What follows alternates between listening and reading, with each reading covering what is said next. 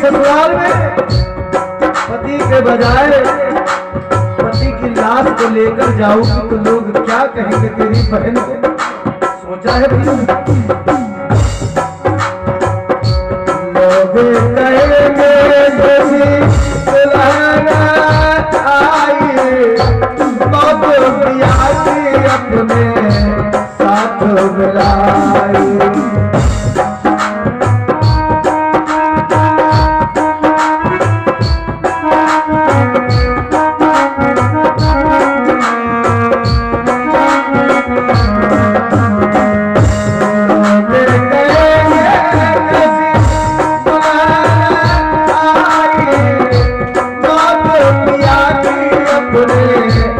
साथ मिलाई।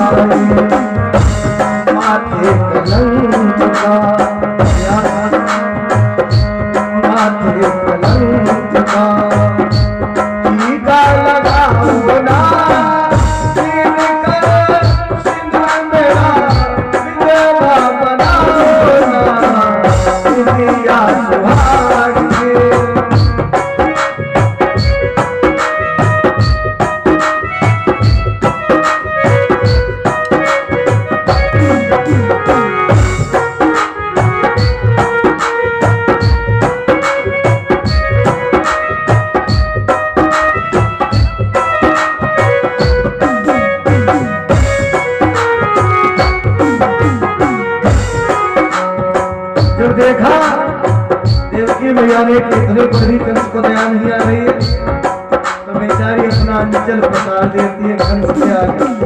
भैया झोली पसार करे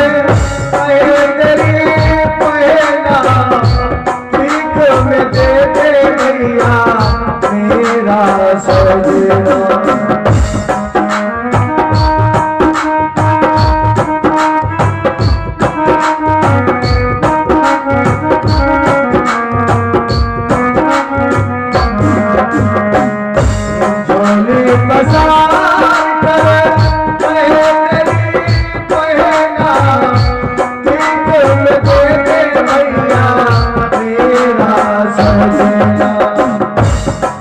मेरे भाई जब बहन भाई की कलाई में राखी बांधती है तो राखी बांधते समय भाई अपनी बहन को वचन देता है कि बहन इस रक्षा सूत्र के बदले मैं तेरी जीवन में रक्षा करूंगा। भैया क्या ये वही वचन निभा रहे हो? रक्षा करना तो भूल की बात उल्टा अपनी बहन को विधवा बना रहे हो मेरे भाई। क्या कहते हैं?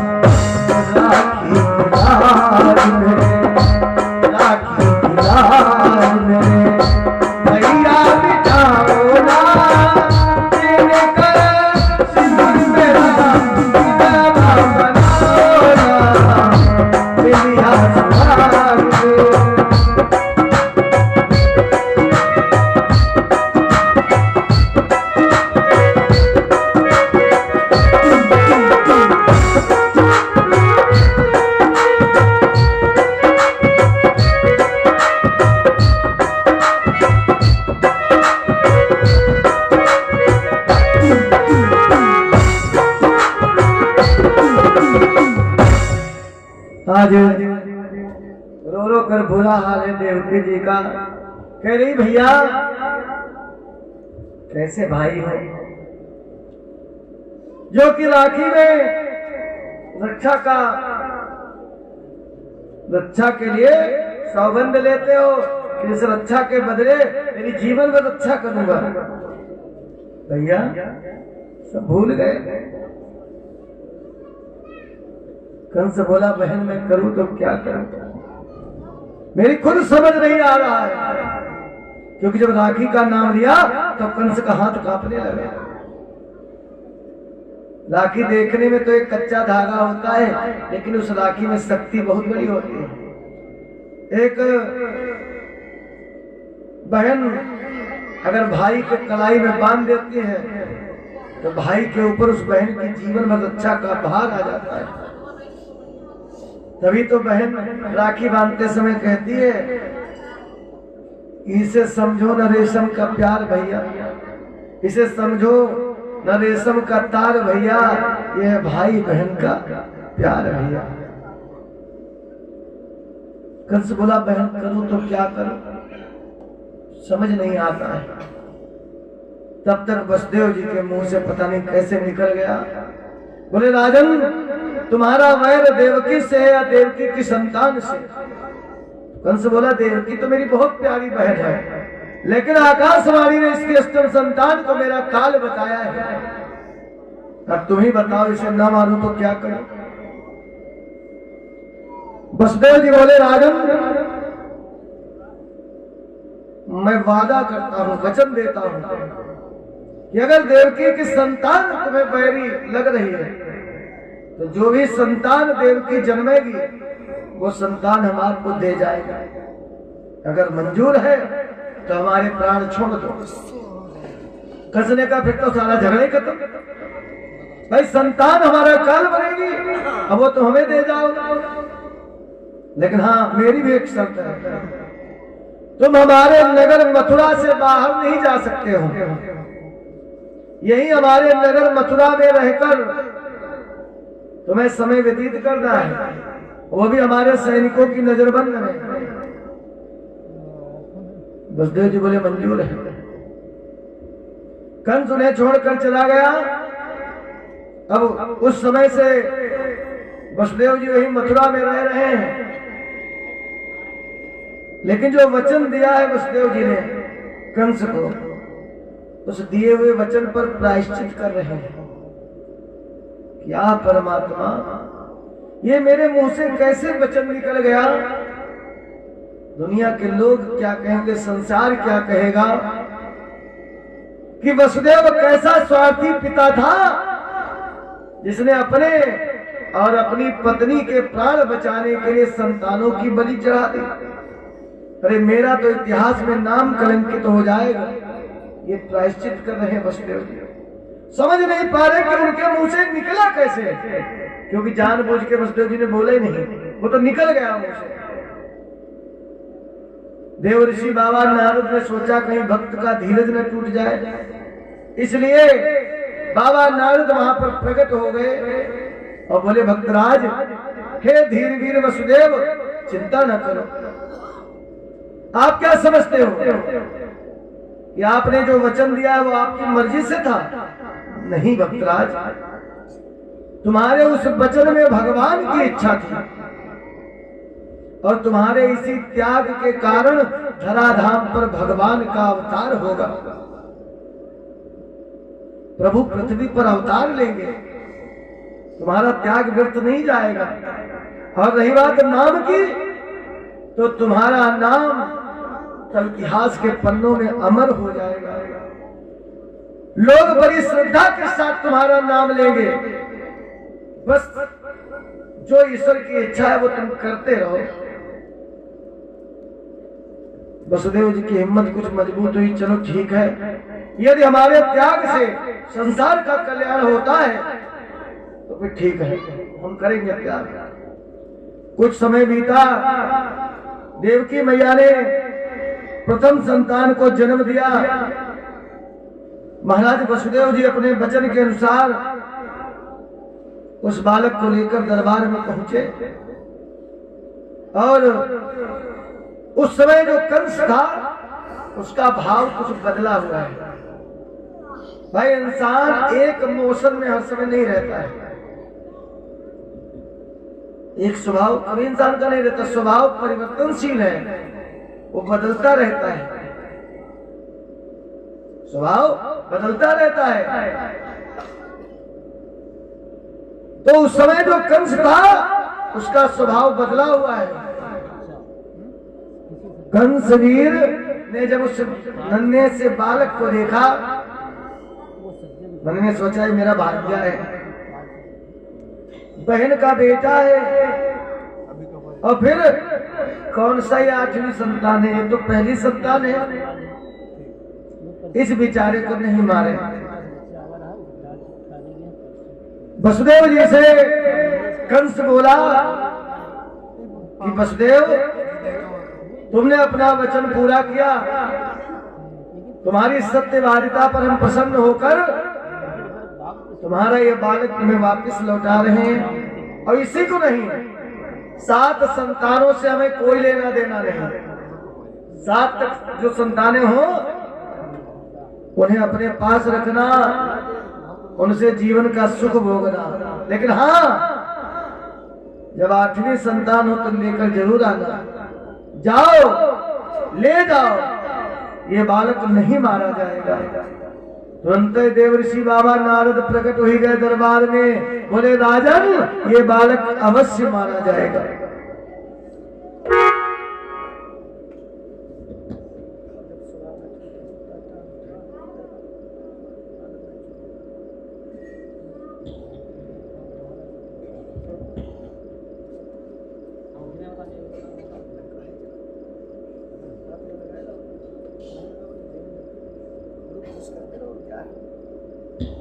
बोले राम कृष्ण भगवान की, दुर्गा मैया की। कहा ले जाओ, ये बालक नहीं मारा जाएगा। कंस कहने लगा, जब कंस ने बात कही तो नारद बाबा प्रकट हो गए, बोले बालक अवश्य मारा जाएगा। कंस बोला देव ऋषि इमरजेंसी लैंडिंग हो गई तुम्हारी हमारे दरबार में, क्या मतलब? क्यों नहीं बालक ये मारा, क्यों ये बालक मारा जाएगा? अरे बाबा नारद बोले कि तुम्हारा काल है। कंस कहने लगा कैसी बात कर रहे हैं आप, क्या आप झूठे हैं आकाशवाणी? बाबा नारद बोले ना आकाशवाणी झूठी ना हम झूठे। फिर का आकाशवाणी भी सत्य है और हम भी सत्य बोल रहे हैं, ये तुम्हारा काल है। अब नारद बाबा ऐसा क्यों सोच रहे हैं? क्योंकि भगवान ने इनको ड्यूटी दी है कि कंस से पाप करवाओ। सोच रहे हैं अगर ये बालक को नहीं मारेगा, दया दिखाएगा तो इसके पाप का घड़ा नहीं भरेगा। भाई जिसका सुधार होने भर हो उसे सुधारो, हैं? और जैसे जो सुधरने नहीं चाह रहा हो, तुम्हारे कुछ कहने पर नाक फूले दे तो फिर उसे सुधारने के चक्कर न पड़ो। जैसे कोई लड़का हो चोरी लुक्का आधा पूरा पे तो समझाओ भैया, तुम्हारे देखो पप्पा कितने नीक हैं, कितने भक्त आदमी है, तुम तो पुआ पे, अगर दोबारा ना पे तो अच्छी बात, और जो दोबारा पे और फिर कहा तो कहते तुमते का मतलब हो बेटी हम अपने पप्पा को बेचते कि तुम्हारे पप्पा को बेचते? कहते भैया एक पोवा जब देते हो उतने में कहा एक पोवा उनको दुर्वा कहते हो, पूरी बोतल लियो करो चाहे जितनी हजर रहते हो पोवा मोहतनी के मिलते।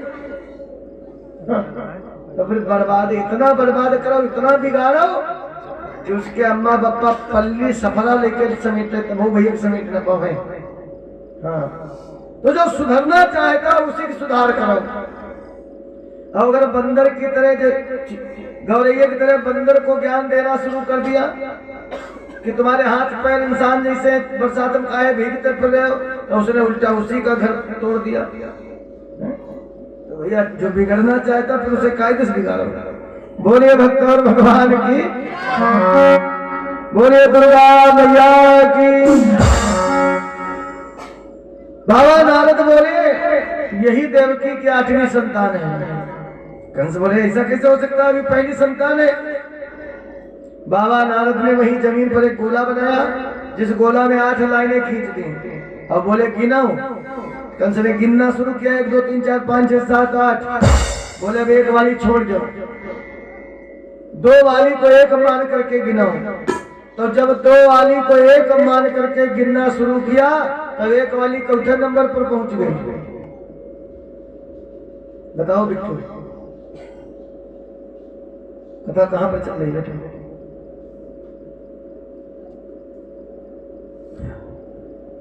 ये बेचारी सब कथा ही भागवत कतलाय को थी, बाकी को मौका नहीं मिलता है।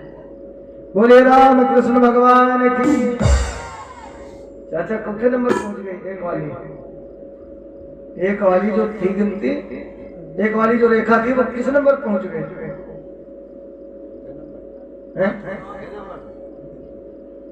पहले 1 वाली पर से गिना 1 2 3 4 5 6 7 8 लाइनें बनी थी। अब 1 वाली को कहा छोड़ दो, 2 वाली को 1 कह के गिनो। तो 1 वाली कौन नंबर पहुंच गई?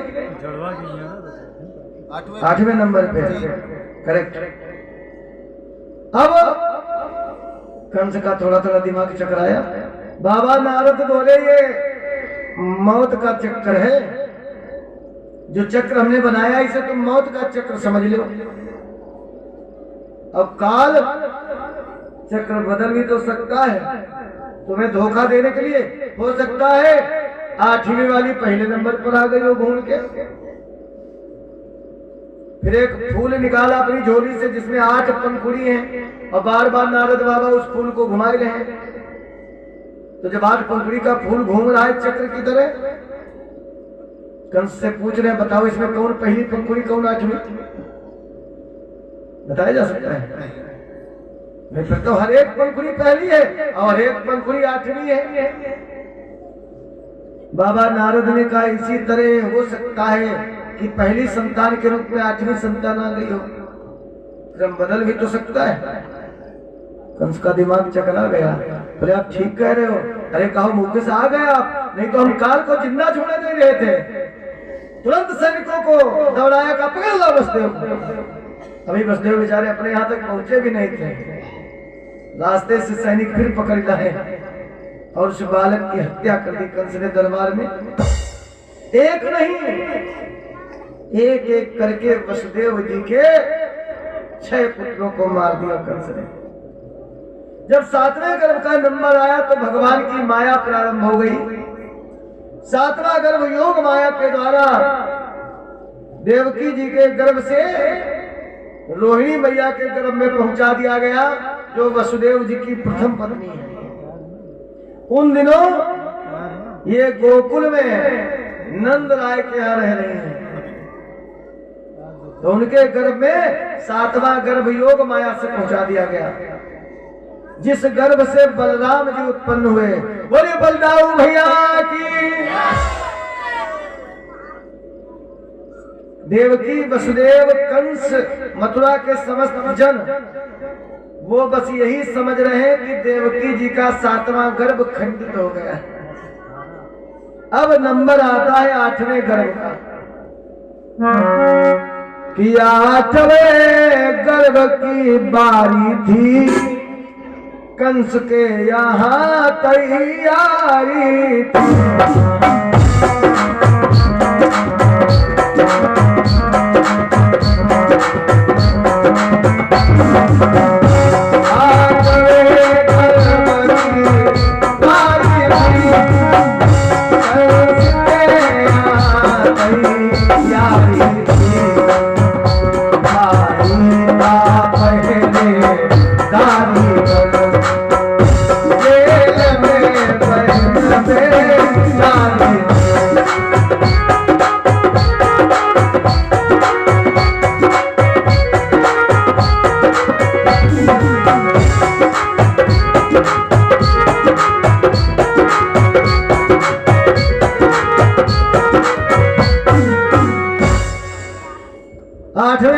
जब नंबर आया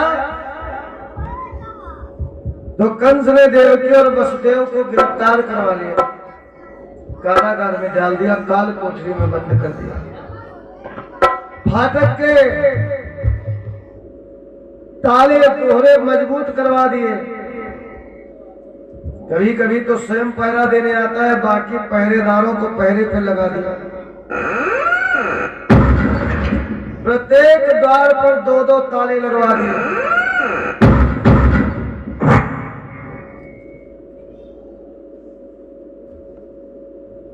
धीरे धीरे समय आ गया, भादव का महीना, जो कृष्ण पक्ष कहा जाता है। उस कृष्ण पक्ष में तिथि अष्टमी है। रात के 12 बजने में कुछ क्षण बाकी थे। देवकी और वसुदेव जी को माया की नींद आ गई। ये उस नींद में सो गए और एक स्वप्न देखने लगे। ये स्वप्न ये क्यों देख रहे हैं, इसमें भी भगवान की लीला है। क्योंकि ये देवकी वसुदेव जी पूर्व जन्म के वसुदेव जी महाराज दशरथ जी थे। तो जब दशरथ जी ने जाना कि राम जी साकेत धाम में आ गए हैं, तो दशरथ जी की आत्मा साकेत धाम पहुंची। हेलो, साउंड छोड़ रहा है। दशरथ जी की आत्मा साकेत धाम पहुंची, राम जी से कंप्लेंट कर रही है। बोले प्रभु, आपने हमें वरदान दिया था नैनी सारण्य में आकर, जब हमने आपसे मांगा था कि दान शिरोमणि कृपा निधि नाथ कहूं सतिभाव, और चाहूं तुम्हें समान सुत प्रभुषण कौन बुलाओ। सरकार, आपने हमें धोखा दे दिया। आप हमारे पुत्र बनकर नहीं आए, जबकि आपने वरदान दिया था कि आप सरिस को जाऊं कहा जाई, नृपतब तनय हो मैं आई। फिर आप क्यों नहीं आए? अरे यार, छोड़ रही तुम्हारी यार, सही तुम्हें बैठे पर मालूम है सही है।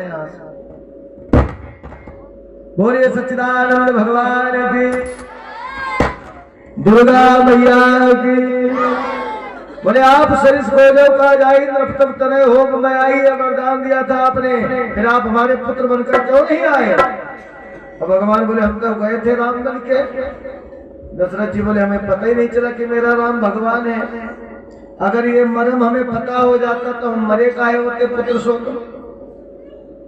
कि दशरथ मर्म जानी जो पौते, पुत्र शोक नहीं प्राण गवाते।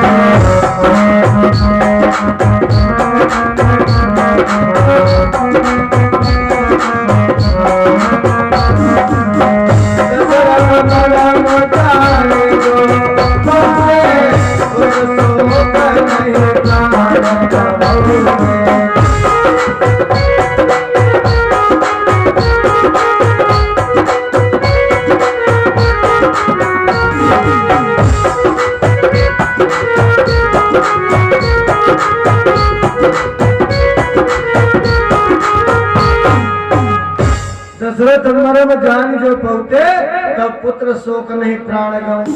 पता ही नहीं चला तुम भगवान हो। एक काम करो, फिर हमारे बेटा बनो। अब की एडवांस में पहले बताए दो हमें कि हम हैं भगवान, लेकिन तुम्हारे बेटा बनने जा रहे हैं। भगवान बोले ठीक है, हम तो अपन पहले बता देंगे, एडवांस बुकिंग।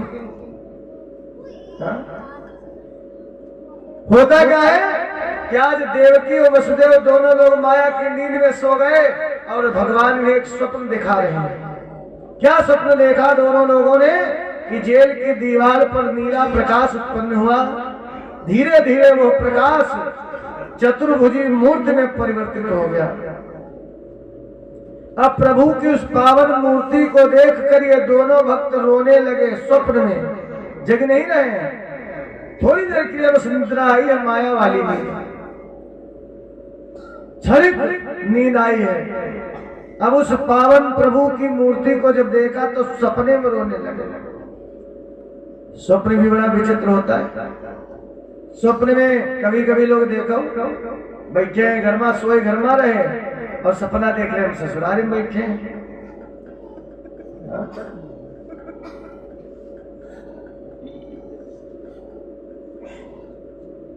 ये वाजपेयी भी हमारे एक दिन सोते समय सोते समय ये जीव अपनी बहुत जो चप चप करेंगे। ढोलक वाले भैया ने कहा गुरुजी देखो निकले का होगा कहीं बीमार हुई के कहा। अरे हमने कहा जल्दी जगाओ इसको। मैं सोचा भाई हो सकता है पराए बच्चे हैं दूसरे बच्चे लाए हैं भाई इनकी सुरक्षा देख करना हमारी जिम्मेदारी। हमने सोचा कुछ बेचारे हो ही ना जाए। कहा जवाब देंगे बहू को जाकर। तो जगाया जल्दी जगाया किसने पैड वाले भैया ने। अरे तुरंत ही वाजपेयी भैया लड़ी पड़े इन पर सब नाश कर दिया। हमने पूछा क्या हुआ का। बोले हुआ का मैगलगंज में हम रसगुल्ला खाए गए थे बैठे। हमारे यहाँ मैगलगंज लखीमपुर में पड़ता है बहुत फेमस रसगुल्ला है वहां। बोले रसगुल्ला खाए रहे थे हम 4 पीस खरीदे थे। चारों पीस खाए गए जलाओ उस समय बचा था तो हमने सोचा वो भी चाट ले। हम जलाओ चाट ले तो बताओ सब जलाओ खराब करा दिया हमारे। बोले अरे हाय सपना देख रहे हैं बेचारा सपने में रसगुल्ला खा लेता है। बोले राम कृष्ण भगवान की। तो कभी कभी कुछ सपना ऐसे होते हैं जो एकदम सच जैसे प्रतीत होते हैं। तो आज वसुदेव जी भी कुछ इसी प्रकार स्वप्न देख रहे हैं जिसमें इनको सच महसूस हो रहा। सच था भी भगवान की माया था। उस पावन मूर्ति को देखकर रोते हुए बोले प्रभु आप आए भी तो इस स्थिति में जब हमारे पास आपके पूजन योग्य कोई सामग्री नहीं है सरकार। कोई बात नहीं कोई सामग्री नहीं तो क्या हुआ। मेरे आंखों में आंसुओं की कमी नहीं है भगवान। हमारे आंखों में आंसू बहुत है। थोड़ा सा मौका दे दो सरकार। हे प्रभु इतना हे अवसर दो लूबा नयन के झरनों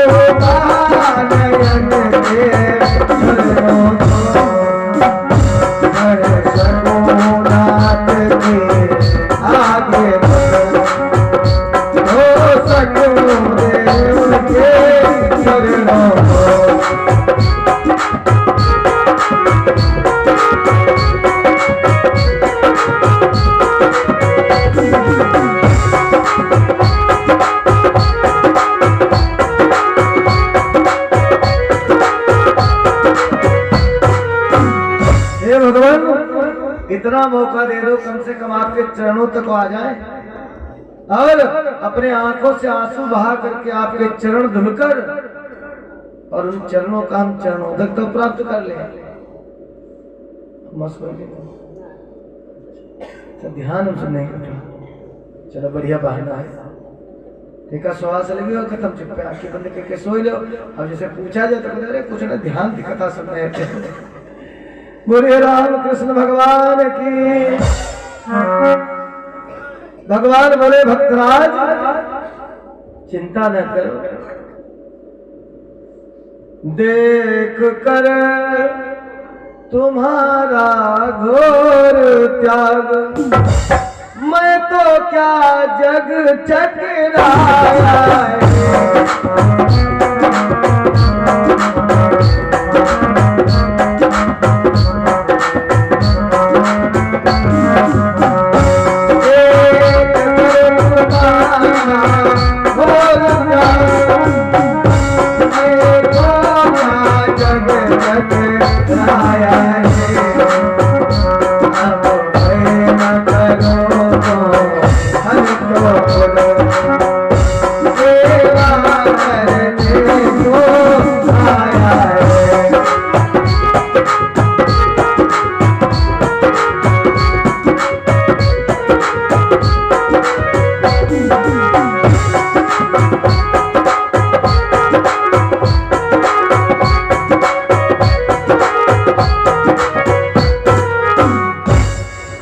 तुम्हारा त्याग देखकर मैं क्या, पूरा संसार चकराया है।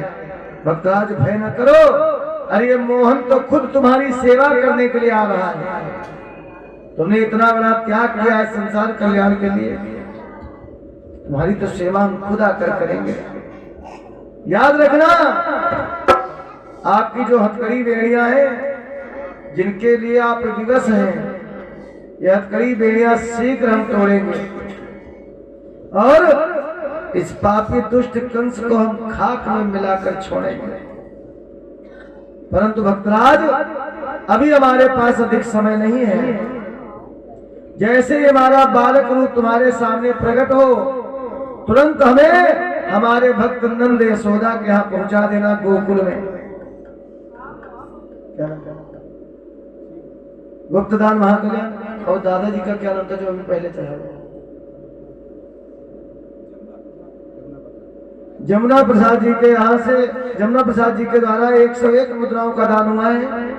101 है दादा, रखे गए 51 है, 51 मुद्राएं दान है। भगवान सभी मनोकामना पूरी करें।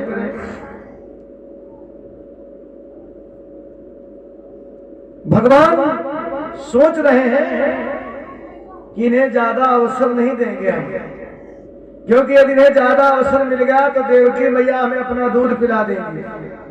और भगवान देवकी मैया का दूध नहीं पीना चाहते हैं। क्यों नहीं पीना चाहते, ये बात हम आपको कल दोपहर में बताएंगे। क्या कारण था जिसकी वजह से भगवान ने देवकी मैया का दूध नहीं पिया, ये बात कल बताएंगे, क्योंकि आज समय का अभाव है। भगवान इतना कहकर कि जैसे हमारा बालक रूप तुम्हारे सामने प्रकट हो, हमें नंद यशोदा के यहाँ गोकुल में पहुंचा देना।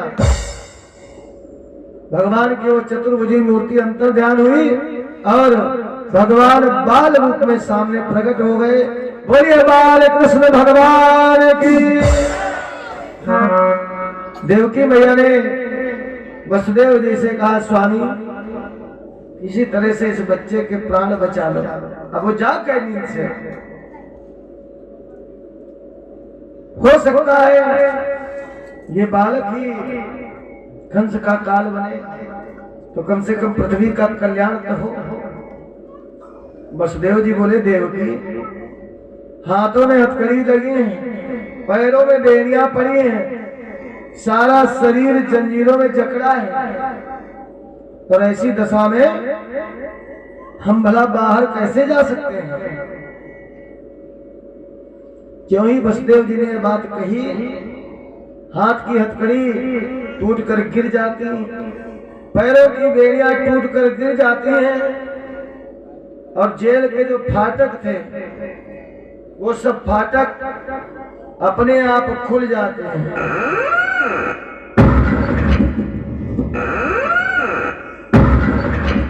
ताले टूट कर गिर जाते हैं।